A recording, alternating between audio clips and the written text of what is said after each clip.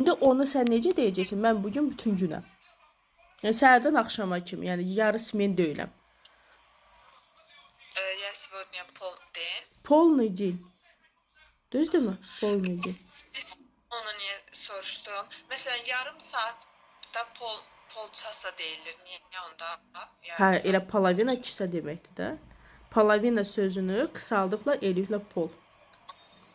Bax, Polçasa. ümumiyyətlə bütün müəllimlər hansı dil öyrənsin, savadlı müəllimlərdən söhbət edirəm. Həmişə məsəl üçün də öyrəşdirir nəyə?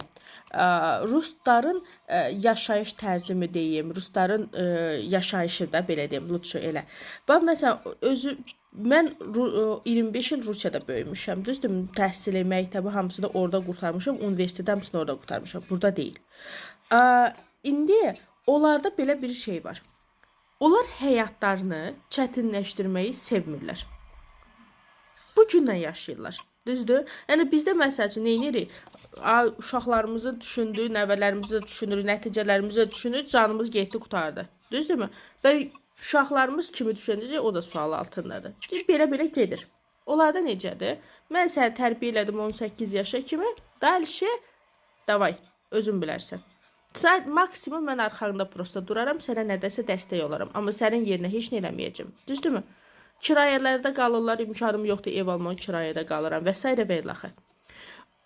Amma nələrindən qalmırlar? Gezməklərindən qalmırlar. Görürsən də ildə bir dəfə, 2 dəfə harasa getmək mütləqdir onlarda. Pul yığırlar, qırağa qoyurlar ki, mən otpuska gedəcəm və s. Niyə bunu sənə deyirəm? Bunların yaşayış tərzi onların cümləsinə də təsir edir.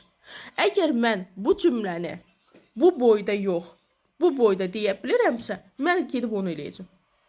Niyə özümü yorub bu boyda cümlə qururam?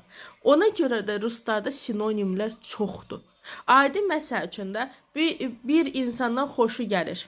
Oğlanın qızdan məsəl üçün xoşu gəlir, düzdürmü? Onu bir dənə sözlə yox, 100 min dənə demək üsulları var. Bizdə bir iki dənə sözdür. Onlardan 100 min dənə sözdür ki, yəni hardasa göstərirsən ki, xoşuna gəlir, xoşuna gəlmir, düzdürmü? Və yaxud nəyisə sevirsən, sevmirsən. Onu da kobud variantda da deyə bilərsən, qarşındakı insan xətrinə deyə bilərsən. Amma onu mədəni formada da deyə bilərsən. Eyni sözün sinonimlərini tapdınmı? Dedim fikrini. Qarşındakı insan da küt deyilsə, başa düşəcək ki, yox, bunun bundan xoşu gəlmir. Bu insandanmı, bu yeməkdənmi, bu yerdənmi xoşu gəlmir. Всё. Bəs o bizdə deyirlər arifə bir işarə bəsdir.